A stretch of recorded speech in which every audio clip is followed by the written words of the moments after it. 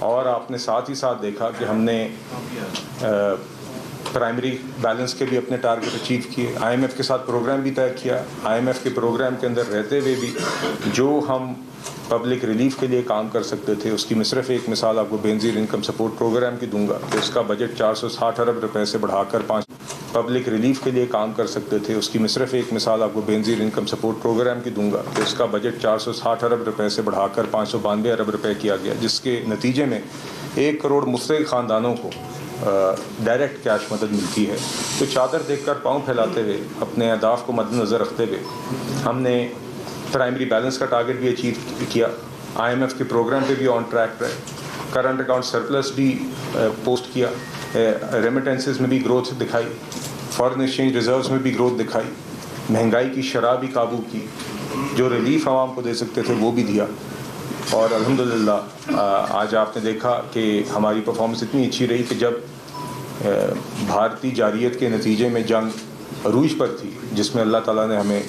کامیابی دی, اس جنگ کے دوران بھی آئی ایم ایف کا جب بورڈ اپروول آیا اور بھارت کی کوششوں کے باوجود ہم وہ آئی ایم ایف کے بورڈ اپروول ہمارا پاس ہو گیا. اس کی بنیادی وجہ یہ تھی کہ ہماری جو میکرو اکنامک پرفارمنس تھی, جو اہداف ہم نے پورے کیے تھے. تو الحمدللہ آج ہماری معیشت ایک میکرو اکنامک اسٹیبلٹی ایک اچیو کر چکی ہے, اور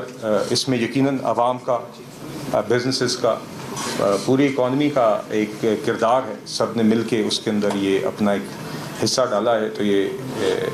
میکرو اکنامک اسٹیبلٹی اچیو ہوئی ہے. مگر آج ہم جہاں پر کھڑے ہیں جی, یہ پرائم منسٹر صاحب اکثر بات کرتے ہیں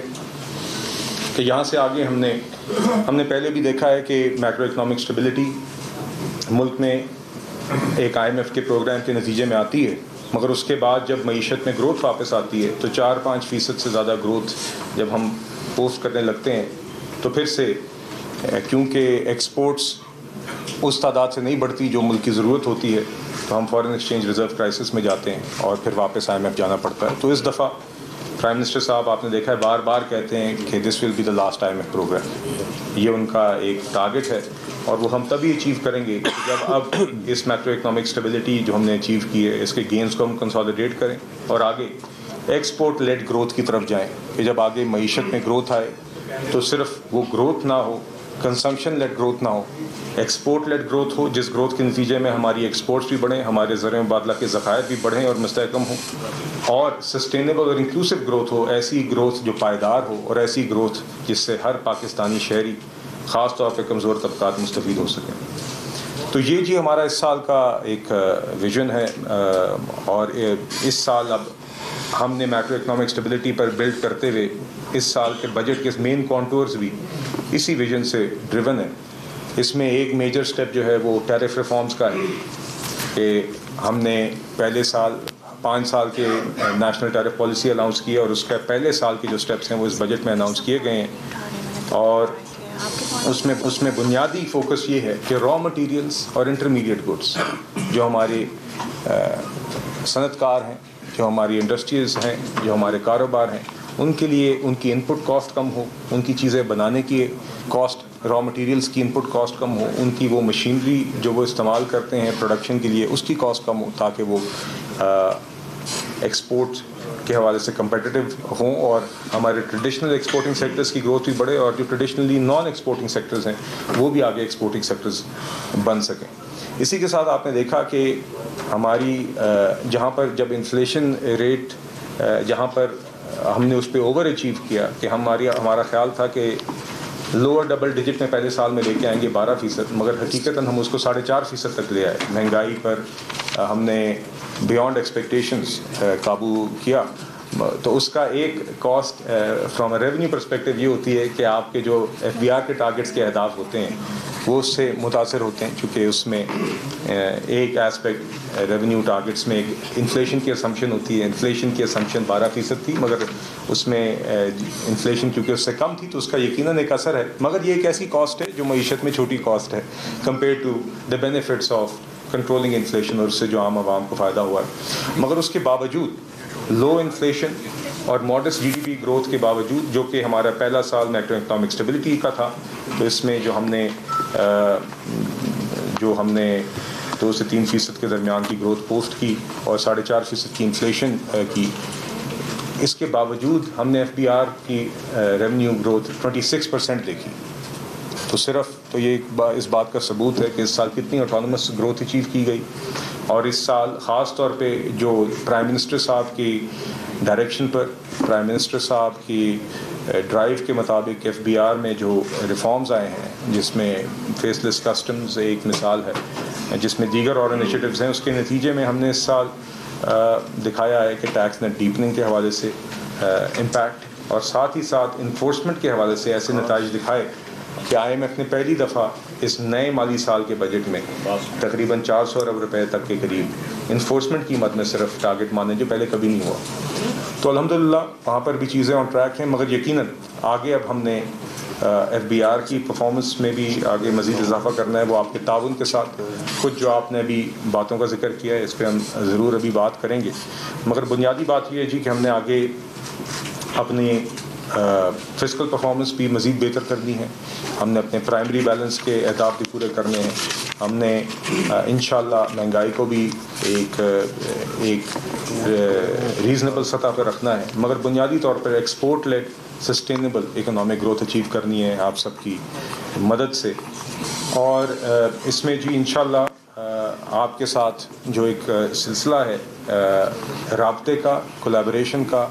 آپ سے گائیڈنس حاصل کرنے کا، دیگر ایشوز پر آپ کے ساتھ ایک فیڈ بیک لوپ رکھنے کا، انشاءاللہ جی بالکل مستقل رہے گا اور ریگولر رہے گا. اس میں ایک بات ضرور بس صرف ایڈریس کروں گا،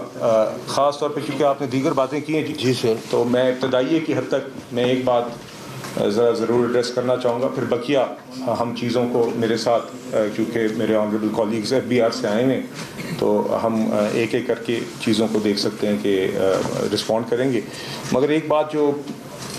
پاور ٹو ارسٹ کے حوالے سے کی گئی ہے، میں ایک دو بس بنیادی کلیریفیکیشنز اس میں کرنا چاہتا ہوں، کیونکہ مجھے اس میں محسوس ہوا ہے، آپ نے سیکشن 37A کا ذکر کیا ہے کہ کچھ اس کے حوالے سے مس انڈرسٹینڈنگز بھی ہیں کہ وہ ایکچوئل کلاز ہے کیا. اور سب سے پہلے تو جی میں یہ بتانا چاہتا ہوں کہ یہ پاور FBR کے پاس پہلے سے ایگزسٹ کرتی تھی، پہلے سے ایگزسٹ کرتی تھی، اور اس وقت تو کوئی بھی آپ کے جو آفیسر ہیں اسسٹنٹ کمشنر کی سطح پر ایک شخص خود ہی انکوائری کی سٹیج پر ایک نتیجے پر پہنچ کر وہ گرفتاری کر سکتے تھے. اس دفعہ جو ہم ترمیم لائے ہیں اس میں سیف گارڈز بلڈ کیے ہیں، اور اس کی تفصیل بتانے سے پہلے میں آپ کو یہ بھی بتانا چاہوں گا کہ یہ جو پاور ٹو ارسٹ ہے یہ صرف سیلز ٹیکس فراڈ کی حد تک محدود ہے، یہ انکم ٹیکس کیسز سے متعلق نہیں ہے، یہ صرف سیلز ٹیکس ایکٹ میں لگتی ہے. تو ایک تو یہ بھی میں نے کیونکہ سنا ہے مس انڈرسٹینڈنگ رہی ہے کہ لوگوں کا خیال تھا کہ شاید انکم ٹیکس کیسز میں بھی ہے، جی تو سیلز ٹیکس ایکٹ کی حد تک محدود ہے. دوسری بات، سیلز ٹیکس ایکٹ میں بھی سیلز ٹیکس فراڈ کی چند مخصوص اشخاص جن کو ڈیفائن کیا گیا ہے، اور سیلز ٹیکس فراڈ کے میں بھی پہلے اب جو سیف گارڈ ڈالا گیا ہے، پہلے میں نے آپ کو بتایا کہ اسسٹنٹ کمشنر جو ہے وہ اپنی انکوائری سٹیج پر ہی خود ہی انفرادی طور پہ ایک نتیجے پہ پہنچ کے گرفتاری کر سکتے تھے. اب ہم نے اس کو اس طریقے سے ڈیفائن کیا کہ پہلے انکوائری سٹیج پر تو گرفتاری ممکن ہی نہیں ہے. انکوائری سٹیج پر اسسٹنٹ کمشنر خود انکوائری کو انیشیٹ کریں گے، اگر وہ کرنا بھی ہوگا تو کمشنر سے اپروول لیں گے. کمشنر سے اپروول لینے کے بعد اس اسسٹنٹ کمشنر پر لازم ہوگا کہ جس شخص کے خلاف ایلیگیشن ہے وہ ان کو پارٹی بنائیں، ان کو ہیئرنگ کا موقع دیں. اس ہیئرنگ کے نتیجے میں، اس ساری انکوائری کے نتیجے میں اگر وہ اسسٹنٹ کمشنر اس نتیجے پہ پہنچتے ہیں کہ آگے انویسٹیگیشن اب ہونی چاہیے، تو پھر انویسٹیگیشن کے لیے بھی وہ کمشنر کا اپروول درکار ہوگا. اور اس کے بعد بھی کمشنر اگر اپروو کر دیتے ہیں انویسٹیگیشن کو، اور انہوں نے یہ دیکھنا ہوگا کہ اس کے کیا میرٹس ہے، تو کمشنر کی سطح پر پھر اس کے بعد ڈیورنگ انویسٹیگیشن اسسٹنٹ کمشنر گرفتاری کی اگر درخواست کرتے ہیں تو کمشنر نے بھی خود وہ فیصلہ نہ اسسٹنٹ کمشنر کر سکتے ہیں نہ کمشنر کر سکتے. وہ فیصلہ ایک FBR کی ممبرز کی سطح پر ایک 3 ممبران کی پر مشتمل ایک کمیٹی ہے جو اس کا فیصلہ کرے گی، 3 ممبرز آف دا بورڈ، اور اس کے اندر ان کو یہ دکھانا ہوگا. اور اس میں ایک اور اہم بات یہ ہے کہ کوئی بھی اور یہ پاور ٹو ارسٹ صرف ایسے کیس میں لاگو ہوگی جہاں پہ کم سے کم 5 کروڑ تک سیلز ٹیکس فراڈ یا انوالومنٹ ہو، منیمم اس سے نیچے کی سطح پر تو اس میں تو ویسے ہی بہت سارے چھوٹے ہمارے جو اسمال بزنسز ہیں، تاجر حضرات ہیں، ہمیں پتہ ہے کہ جو خدشات لوگوں کو ہوتے ہیں، خدشات جائز بھی ہوتے ہیں، مگر یہ میں ضرور واضح کرنا چاہوں گا کہ یہ ایک صرف سیلز ٹیکس ایکٹ کی حد تک ہے، اور اس میں بھی ایک منیمم تھریش ہولڈ ہے رقم کا 5 کروڑ تک کے سیلز ٹیکس فراڈ کی ایلیگیشن سے نیچے تک تو یہ لاگو ہی نہیں ہوگی پاور ٹو ویسٹ. اس کے بعد تو اس کے 5 کروڑ سے اوپر بھی ہوگا تو انکوائری سٹیج پر کوئی گرفتاری نہیں، انویسٹیگیشن سٹیج پر بھی ایک کیس موو کیا جائے گا، جو 3 ممبرز کی کمیٹی FBR میں 3 members of the federal board وہ اس کا اپروول دے گی تو وہ انویسٹیگیشن سٹیج پر اریسٹ ہوگا، اور اس کے بعد وہ بیلیبل بھی رہتا ہے، بقیہ جو رائٹس ہیں وہاں پر موجود ہیں. تو یہ موجودہ قانون کے حوالے سے تو اس میں کافی سارے اب سیف گارڈز ڈالے گئے ہیں. موجودہ سے مراد معذرت جو قانون اس فائنانس بل سے پہلے موجود تھا اس وقت تو ایک فرد واحد اسسٹنٹ کمشنر کے پاس طاقت تھی انکوائری سٹیج پر خود اریسٹ کرنے کی، کسی کو بتائے بغیر، کسی کی اجازت لیے بغیر. اب ہم نے اس میں سیف گارڈز اور اسٹیپس ڈالے ہیں. دوسری بات یہ ہے کہ دیکھیے یہ بنیادی طور پہ جیسے میں نے آپ سے کہا کہ صرف سیلز ٹیکس فراڈ اور وہ بھی ایک 5 کروڑ کی رقم سے اوپر، بنیادی مقصد کیا ہے؟ مقصد یہ ہے کہ بدقسمتی سے 100 ارب روپے کے یہاں پہ سیلز ٹیکس فراڈ کے کیسز سامنے آتے ہیں. یہ آپ سب تسلیم کرتے ہیں کہ یہ ایک ایشو ہے، اور ہم نے اس حد تک FBR کو ضرور ہم نے